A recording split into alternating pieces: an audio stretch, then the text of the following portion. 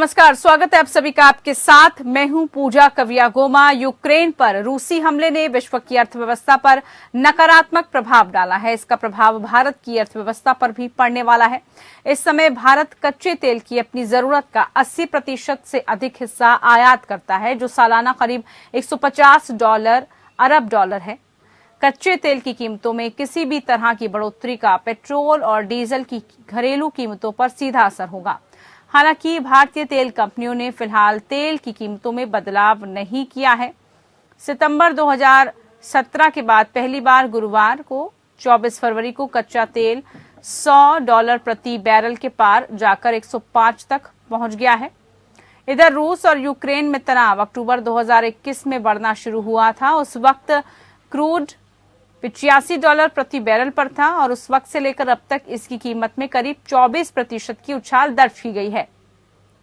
ऐसे में अंदेशा है कि परिणाम के बाद पेट्रोल डीजल के दाम तेजी से बढ़ेंगे। रूस और यूक्रेन के बीच तनाव का असर भारतीय रुपयों पर भी देखने को मिला है। गुरुवार को डॉलर के मुकाबले रुपए का फीसदी कमजोर हुआ। केंद्र सरकार ने पिछले साल नवंबर में पेट्रोल डीजल पर लगने वाली एक्साइज ड्यूटी घटाई थी और उसके बाद राज्यों ने भी अपने यहां लगने वाले वैट में कटौती की थी। जानकारों का यह भी कहना है कि यूक्रेन संकट का सीधा असर भारत की आम जनता पर भी पड़ेगा। पेट्रोल, डीजल, गैस, खाद्य तेल और गेहूं जैसी कमोडिटीज महंगी हो जाएंगी। प्राकृतिक गैस महंगी होने से फर्टिलाइजर, बिजली और ऐसे सभी रसायनों के दाम बढ़ेंगे जिनके उत्पादन में गैस का इस्तेमाल होता है। पूरी दुनिया में रूस अकेले 12% के करीब कच्चे तेल का उत्पादन करता है। बाकी देशों के अलावा भारत रूस से कच्चा तेल, गैस, सैन्य उपकरण भी खरीदता है। एशिया प्रांत में यूक्रेन सबसे अधिक भारत को ही निर्यात करता है। भारत यूक्रेन से दवा, मशीन, रसायन, पॉलीमर और खाने का तेल खरीदता है। यूक्रेन पर रूसी आक्रमण के बाद कमजोर वैश्विक संकेतों के बाद आज भारतीय शेयर बाजार पूरी तरह से प्रभावित हुआ है। दोपहर के कारोबार के समय एनएसआई निफ्टी 620 अंक और बीएसई सेंसेक्स 2000 अंक से ज्यादा नीचे गिर चुका है। ऐसे में रूस और यूक्रेन के बीच जो संकट खड़ा हुआ है उसका दायरा सिर्फ दो देशों के बीच सीमित नहीं बल्कि ये काफी बड़ा है। संकट को जल्द सुलझा लेने से ही वैश्विक अर्थव्यवस्था को पटरी से उतरने से रोका जा सकता है, जो पहले ही कोरोना महामारी की वजह से कमजोर स्थिति में दिखाई दे रही है।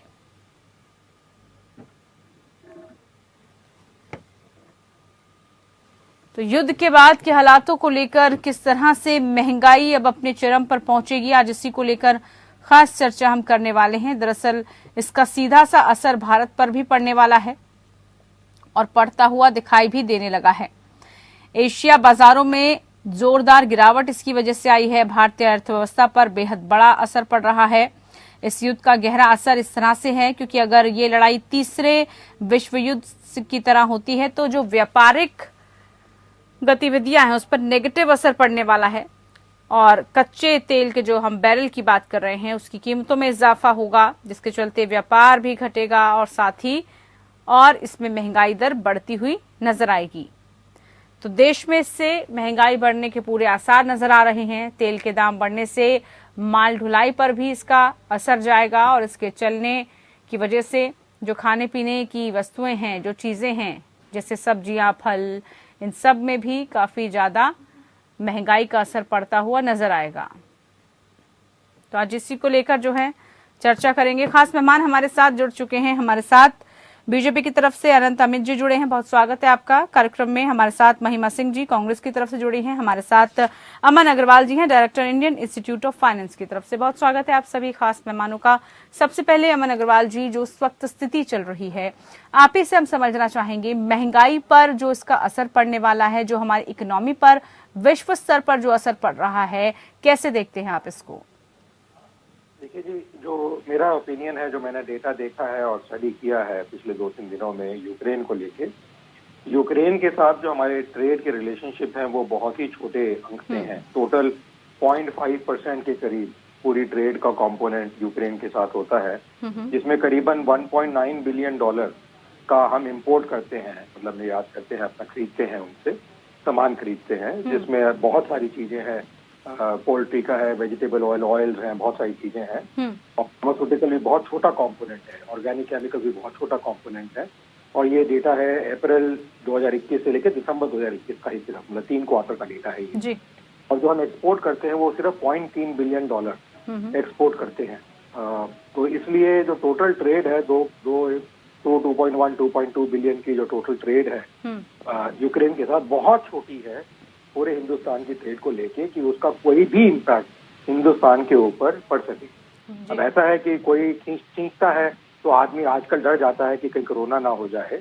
इसी तरीके से एक जो सेंटिमेंटल वैल्यू जिसे हम कहते हैं मार्केट के अंदर, जो लोग डरते हैं चीजें सोच के कि कुछ हो रहा है तो कुछ उसका असर होगा, चाहे आपसे कोई लेना हो या नहीं देना हो, उसका असर हमें मार्केट पे, जो आपने अभी रेफरेंस किया कि मार्केट कैसे गिरी, रुपए के अंदर क्या, करेंसी मार्केट में क्या है, एशिया की ट्रेड मार्केट में क्या है, हिंदुस्तान के प्रति इन स्पेसिफिक वो हमें एक सेंटिमेंटल वैल्यू से दिखाई दे रहा है।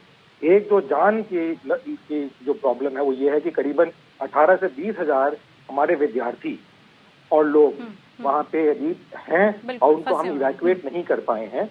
वो एक सेंटिमेंटल जो वैल्यू है, जो लगाव है यूक्रेन के साथ, हिंदुस्तान का डायरेक्ट लगाव जो एक तरीके से है, वो एक जरूर है और जिसके लिए सरकार प्रयोग कर रही है, पर उससे अर्थव्यवस्था के ऊपर कुछ होगा मेरे विचार में कुछ होने की उम्मीद नहीं।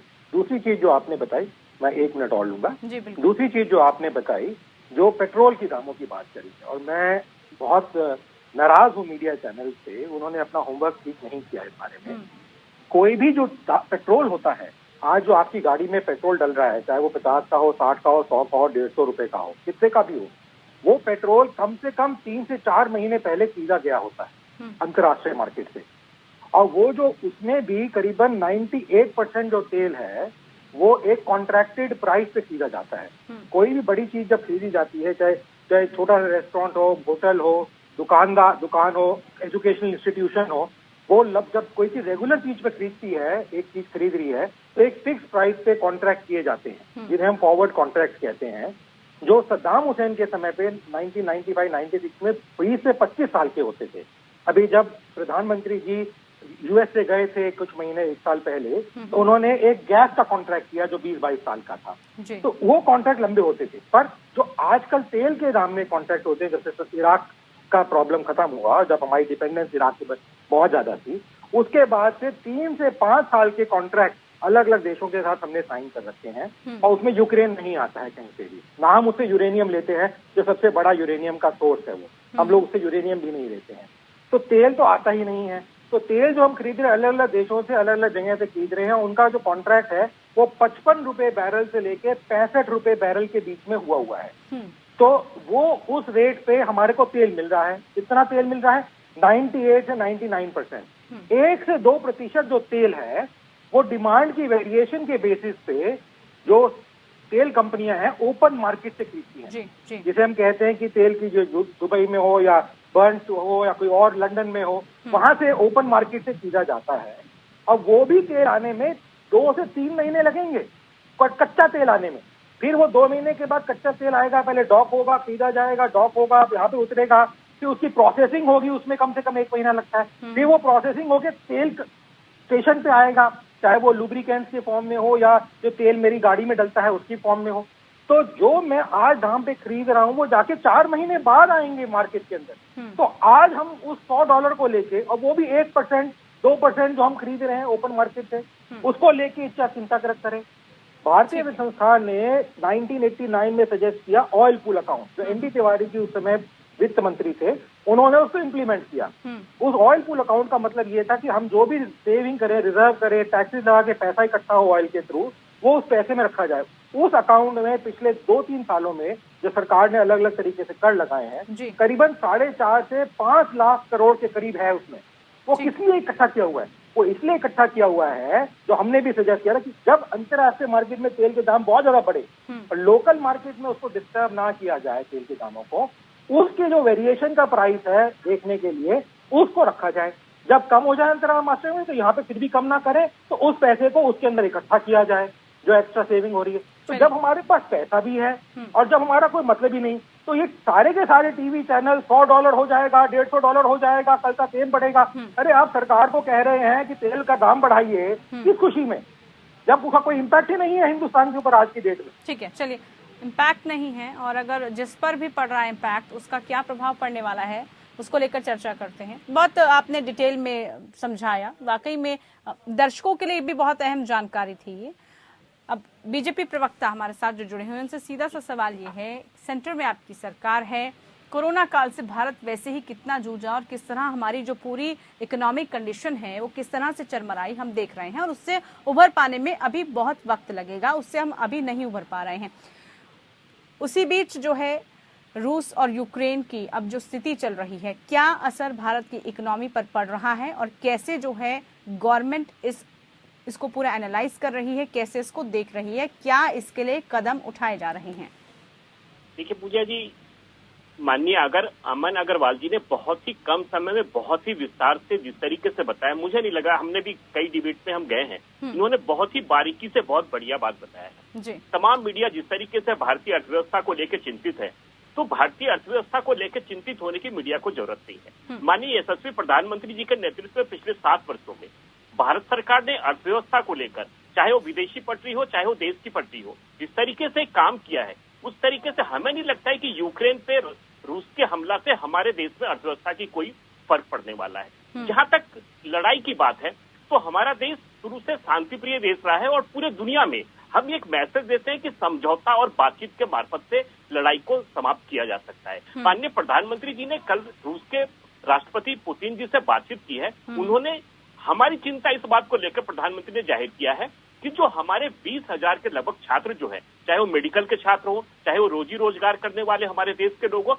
उनकी सुरक्षा के लिए हमारी देश चिंतित है कि हम उनको कैसे वापस लाएं। इस मुद्दे को लेकर और तमाम मुद्दे को लेकर, जहां तक अर्थव्यवस्था की बात है, आपने देखा होगा कि विगत 2 वर्षों में हमारा देश ही नहीं पूरा विश्व कोरोना काल से गुजर रहा था। उस बीच में युद्ध होने से निश्चित तौर पर सभी देशों पे इसके थोड़े बहुत असर पड़ेंगे, लेकिन जहां तक अमन अग्रवाल जी ने जिस तरीके से बताया क्रूड ऑयल को लेकर, निश्चित तौर पे हम भी यही कहने वाले थे, उससे कोई फर्क नहीं पड़ने वाला है। और पूजा जी, हमें जहां तक पता है और जहां तक हमारी सरकार लगातार इस युद्ध पे नजर गड़ाए हुए है, तो हमें लगता है कि 1-2 दिन में ये समस्या भी समाधान होने जा रहा है। यूएनएससी में हमारे भारत की तरफ से बात रखी गई है कि समझौता बातचीत के मार्फत निकाला जा सकता है और कूटनीति के तहत ही समझौता, लड़ाई हम किसी भी देश के लिए लड़ाई कोई विकल्प नहीं हो सकता है। इसलिए हमारे देश के प्रधानमंत्री और हमारा गृह विभाग और विदेश विभाग लगातार नजर रखे हुए हैं। और हमारी जो मेन समस्या यह है कि हमारे जो भारतीय नागरिक यूक्रेन में है,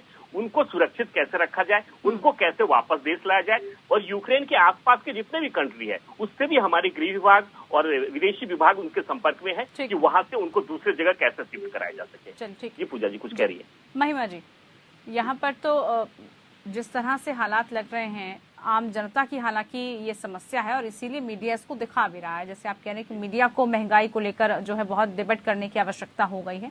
जनता का विषय, और अगर चिंता नहीं है तो वो आप क्लियर कर दीजिए। इसी को लेकर ही जो है सवाल हम पूछ रहे थे। महिमा जी, ठीक है, आपके पास आऊंगी। महिमा जी, हाँ।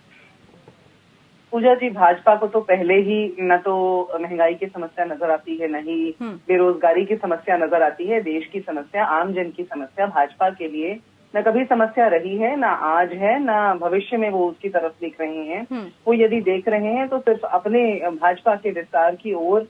और जिस प्रकार से अभी देश ने 14-15 फरवरी के आसपास 6% का उछाल देखा इन्फ्लेशन में, महंगाई में, उसका मुझे लगता है भाजपा के प्रवक्ता के पास भी शायद कोई संज्ञान नहीं है, और भाजपा के पास तो मुझे लगता है ही नहीं। जब बात वर्ल्ड वॉर की होती है, जब बात विश्व युद्ध की होती है, आपकी रिपोर्ट में मैं सुन रही थी और अभी चर्चा भी हुई, जब विश्व युद्ध होगा पूजा जी, तो मुझे लगता है अर्थव्यवस्था तो बहुत बाद की बात है।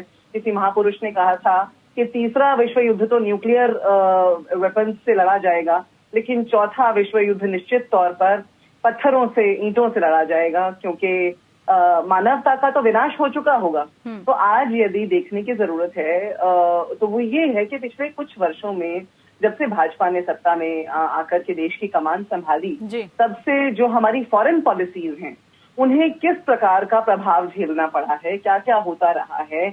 अमेरिका और रूस के बीच की जो पॉलिटिक्स है वो पूरे विश्व को प्रभावित करती है और वो उससे कोई बचा नहीं है।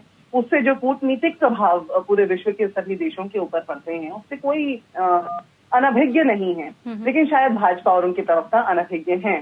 एक छोटा सा उदाहरण मैं आपको दूंगी पूजा जी। बहुत सारी बड़ी बड़ी बातें और बहुत सारे विश्लेषण किए जा सकते हैं, लेकिन अभी भारतीय एयरलाइंस का निजीकरण किया गया हाल ही में, और उसके बाद हमने देखा कि अभी गत दिनों में कुछ लोग जो यूक्रेन से इंडियन एयरलाइंस की, एयर इंडिया की के विमान या उड़ान पकड़ के इंडिया वापस भारत आ सके वापस, उन्हें कई कई गुना शुल्क देना पड़ा, कई गुना उनको एयर फेयर देना पड़ा, तब वो वापस आ सके। और अब तो खैर एयर स्पेस बंद ही हो चुका है। ये तो अभी बिल्कुल अंधे कुएं में कैद है कि वहाँ जो 20,000 हमारे नागरिक, हमारे मेडिकल स्टूडेंट्स जो वहाँ पर इस समय मौजूद हैं, उनका क्या होगा, ये तो बिल्कुल मुझे लगता है अनिश्चित। इसको लेकर भी चर्चा करेंगे। जब भी कुछ ऐसा संकट खड़ा होता है, यही कहा जाता है कि सिर्फ वो दो देशों के बीच सीमित नहीं रहता, बल्कि ये काफी हद तक सभी पर इसका इफेक्ट पड़ता है, और इसीलिए वैश्विक अर्थव्यवस्था पर कितना इसका असर पड़ रहा है, इसको लेकर खास चर्चा हमारी चल रही है। अमन जी, आपने इससे पहले समझाया बड़ी विस्तार से कि जो है कितना प्रभाव पड़ने वाला है भारत पर, और किस तरह से जो पूरी इकोनॉमी है वो फ्लक्चुएट हो रही है या नहीं हो रही है। अब सीधा सा सवाल ये भी है कि अगर भारत पर इसका जितना भी असर पड़ेगा, किन किन पर आपको लगता है कि खास असर पड़ता हुआ नजर आएगा? कुछ एक ऐसे सेक्टर्स हैं जहां पर आपको लगता है कि यहाँ पर थोड़ी सी जो है समस्या आ जाएगी, क्योंकि हमें इस वक्त जो पेंडेमिक से हम गुजरे हैं और उस अर्थव्यवस्था की वजह से जो हमारी हालत हुई है, उसको भी हमें देखना होगा, उसको भी हम नहीं भुला सकते हैं अभी। देखिए जी, पहली बात तो ये समझना बहुत जरूरी है कि इसको हम विश्व जो है वॉर नहीं समझे, बिल्कुल भी वर्ल्ड वॉर नहीं है ये। अभी ये एक देश में हो रही है, उसको कंटेन करने की कोशिश की जा रही है, और कुछ हद तक उन्होंने, रशिया ने कुछ एरिया पे कब्जा भी कर लिया है, न्यूक्लियर प्लांट पे भी कब्जा कर लिया है। और अगर यूक्रेन इसी तरीके से जैसे कब्जा कर रही है कि 2 दिन के अंदर अगर करते रहे, तो हो सकता है काफी हद तक यूक्रेन के ऊपर वो कब्जा कर ही ले। तो ये कहें कि उससे जो है विश्व युद्ध हो जाएगा, ये बहुत लंबी सोच की बात है। आज हमें उस चीज को सोचने की बात नहीं है। दूसरी बात, हिंदुस्तान के जो विद्यार्थी हैं उनको देखते हुए मैं उनको सहानुभूति देना चाहूंगा कि जब ये कोरोना वुहान में हुआ था, हिंदुस्तान ने करीबन 700 बच्चे हमारे वहां से उठाए, चाहे वो आर्मी के प्लेन गए, चाहे वो कमर्शियल प्लेन गए, कैसे गए। दूसरा, उसके अलावा पाकिस्तान के बच्चे उठाए, बांग्लादेश के बच्चे उठाए, यूरोप के बच्चे उठाए, करीबन 300 से 400 लोग वहां के, उनके और भी उठाए और ले आके यहाँ पे हिंदुस्तान के थ्रू लोगों को डिलीवर किया अलग अलग देश। जब हम उस समय भी कर सके तो आज हम क्यों नहीं कर सकते? सिर्फ फर्क ये है कि उस समय एयर स्पेस बंद नहीं था, आज एयर स्पेस बंद है, तो ये स्टेप लेना कि हम कैसे करेंगे। इसीलिए सरकार ने ये कहा कि एयर बंद कर दिया है, हम और रास्ते निकाल रहे हैं किस तरीके से कर रहे हैं। तो हिंदुस्तानियों को, जो मेरे भाई बहन यूक्रेन में बैठे हैं, बच्चे बैठे हैं वहां पे, उनको बिल्कुल डरने की बात नहीं है। हिंदुस्तान उनके साथ है, और मैं आपके कार्यक्रम के थ्रू कहना चाहूंगा कि हिंदुस्तान पहले भी कर चुका है, अलग अलग जो पार्टीज रही हैं उनके टाइम पे भी किया है, आज भी करेगा। ऐसा नहीं है कि नहीं करेगा, हिंदुस्तान प्रतिबद्ध है अपने लोगों के प्रति। जो आपने महंगाई की बात करी और जो बातें करी कि कौन सा आइटम है, जैसे मैंने बताया सिर्फ 5.5% जो टोटल ट्रेड है हिंदुस्तान का है, तो थोड़ा बहुत बिजनेस में जो है फर्क आ सकता है, पर कोई भी ऐसा एसेंशियल आइटम नहीं है। जैसे हम कहें कि कोई ऐसी दवाई है या कोई ऐसी चीज है जो हम यूक्रेन को बेच रहे हैं या खरीद रहे हैं, जिसको सिर्फ हिंदुस्तान को जरूरत पड़ सकती है और वो कहीं और से नहीं मिलती है, ऐसी कोई भी आइटम यूक्रेन हमें सप्लाई नहीं कर रहा है। जो सबसे ज्यादा मात्रा में चीज आती है ट्रेड के अंदर जो हम इंपोर्ट करते हैं, वो एडिबल ऑयल और वेजिटेबल ऑयल है, और हो सकता है वो कॉस्ट कंपेटिटिवनेस की वजह से हो कि हम लोग वहां से खरीद रहे हैं। हो सकता है यहाँ पे जो बनता हो वो थोड़ा महंगा हो, मैं उस डिटेल में अभी नहीं गया हूं, ना मैंने इन्वेस्टिगेट किया है, बट वो चीज हमारे हिंदुस्तान में बनती है। ऐसी कोई भी आइटम, मैंने सारी आइटम्स को ध्यान से देखने की कोशिश करी, 15-20 मिनट लगाए समझने के लिए कि कोई ऐसी आइटम निकल के आए जो बहुत यूनिक हो, तो ऐसी कोई चीज नहीं है। तो हमें डरने की बात ऐसी नहीं है अर्थव्यवस्था के मामले में कि हमारी कुछ चरमराएगी या प्रॉब्लम आएगी। आपने एक महंगाई की बात करी, देखिए महंगाई एक प्रॉब्लम काफी समय से चलती आ रही है। अगर ये सरकार अपनी मेहनत के द्वारा जीएसटी के अंदर तेल को ले आती है, तो हम देखेंगे कि, और हम बहुत समय से कह रहे हैं, पिछले 15-20 साल से कह रहे हैं, जो टैक्स हो तो कम हो, क्योंकि जो टैक्स का भार है एक तेल में जो एक आम आदमी को मिलता है, वो करीबन 65 से 70% जो है टैक्स ही टैक्स है सिर्फ, जो तेल की प्राइस है। तो अगर हम उसको अगर जीएसटी के हाईएस्ट लेवल में भी ले आते हैं, उसके ऊपर भी सरचार्ज लगा देते हैं, तब भी जो आप देखेंगे कि उसमें भी फिर आपको 20-25-30% का रिलैक्सेशन मिल जाएगा, जो दाम कंट्रोल भी करेगा, और ये जो इंटरनेशनल $100, $110 की बात हो रही है, उसको भी काउंटर कर देगा अगले 2-3 महीने में आने की जो बात है। तो जो इन्फ्लेशन कम करने की बात है, वो सरकार को करना चाहिए, वो वो यूक्रेन की वजह से या यूक्रेन के साथ जो व्यापार है उसकी वजह से नहीं है, उसके कारण और है। और आरबीआई भी कोशिश कर रही है। आरबीआई में गवर्नर साहब ने 2-3 बार कहा भी है सरकार को, और दीपावली पे उसके बाद जो है सरकार ने कम भी किया, पर और कम करने की जरूरत है ताकि जो है एक स्थिरता आ सके, एक ठीक सिस्टम आ सके। और अगर जीएसटी में लागू हो जाता है, मैं कहूंगा कि जो कांग्रेस पार्टी और पार्टी के जो स्टेट है उनसे भी कहूंगा कि कोशिश करें जीएसटी में लाए, उससे एक रेगुलराइज होगी सिस्टम और एक आम आदमी को इमीडिएट रिलीफ मिलेगा जो बहुत बुरी तरीके से महंगाई की वजह से परेशान हो रहा है। ठीक है, ये जो है असर पड़ेगा किन किन पर, लेकिन महिमा जी किस तरह से, क्योंकि कांग्रेस तो अगर कभी भी महंगाई का मुद्दा होता है तो पुरजोर तरीके से उठाया भी है, आपको लग रहा है कि अगर इस तरह के हालात होते हैं तो विपक्ष जो है एक बार फिर से कोशिश करेगा कि आम व्यक्ति तक इसका असर ना पड़े, उसके लिए आप पूरी तरह से प्रतिबद्ध रहेंगे? देखिए पूजा जी, महंगाई का मुद्दा तो एक ऐसा मुद्दा है जो घर घर को प्रभावित करता है और हर एक भारतीय नागरिक की जो उसकी विकास के ऊपर जो असर पड़ता है, हर एक गृहस्थी के ऊपर जो असर पड़ता है, उसका ये इंटरडिपेंडेंट है। और हमारे पास इस चर्चा में विश्लेषक एक्सपर्ट्स मौजूद हैं। मैं तो अर्थशास्त्री नहीं हूँ, लेकिन मैं इस देश का एक आम नागरिक जरूर हूँ और मैं अपनी पार्टी की प्रवक्ता जरूर हूँ।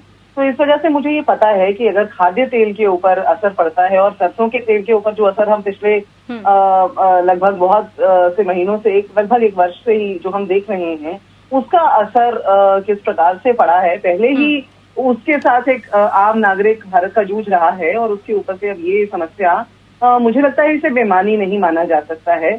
हालांकि जब इस प्रकार की इंटरनेशनल सिक्योरिटी इशू रेज होती है तो बहुत खतरे बहुत बड़े होते हैं जिनके कयास लगाए जा सकते हैं, लेकिन अर्थव्यवस्था उसका एक हिस्सा है और उसका मुझे लगता है निदान जो होता है वो लगातार परपेचुअली सरकार अपनी फॉरेन पॉलिसीज पर काम करके निकालती है, निकालते रहना चाहिए। और ये अब जब आज संकट आकृति खड़ा हो गया है और तब हम सोच रहे हैं कि आने वाले कुछ महीनों में हम इसकी तरफ देखेंगे या इसका निदान निकालेंगे, मुझे लगता है कि हम पहले से ही अपने देश के अंदर जो सरसों के तेल के ऊपर इतना बड़ा विवाद है, हमारी सरकार उसके ऊपर कोई संतोषजनक समाधान नागरिकों को दे नहीं पाई है। और आज यदि आश्वासन ये सरकार दिलाने की कोशिश करती है कि अर्थव्यवस्था के ऊपर कोई असर नहीं होगा, चरमराने नहीं देंगे, जबकि पहले ही महंगाई लोएस्ट ऑफ द महंगाई मतलब हाईएस्ट की तरफ गई है, बेरोजगारी का जो स्तर है वो लगातार बढ़ता ही गया है, तो मुझे लगता है कि ये पूरे जुमले ही समझ में आते हैं। जो पहले से समस्याएं चल रही हैं उनका निदान भी दिखाएं और आने वाली समस्या का, और प्रधानमंत्री या रक्षा मंत्री आकर के हमारे स्टूडेंट्स जो वहाँ हैं, उनके यहाँ माता पिता हैं, परिवार हैं, उन्हें कोई आश्वासन दें, उन्हें संतोषजनक उनसे बात करें। हमने देखा है अंतर्राष्ट्रीय स्तर पर प्रधानमंत्री किस प्रकार से अपने नागरिकों से लगातार जन की बात और काम की बात करते हैं, बजाय कि बिल्कुल अब वो वक्त आ गया है कि उसको इम्प्लीमेंट किया जाए। ठीक है, हमारे प्रधानमंत्री को निश्चित वो अब समय आ गया है कि उन लोगों को जो है आप उम्मीद बांधे, उन लोगों को जो वहां पर इस वक्त फंसे हुए हैं। बहरहाल बहुत शुक्रिया, समय का अभाव है, जवाब नहीं आपसे आनंद जी ले पाऊंगी मैं।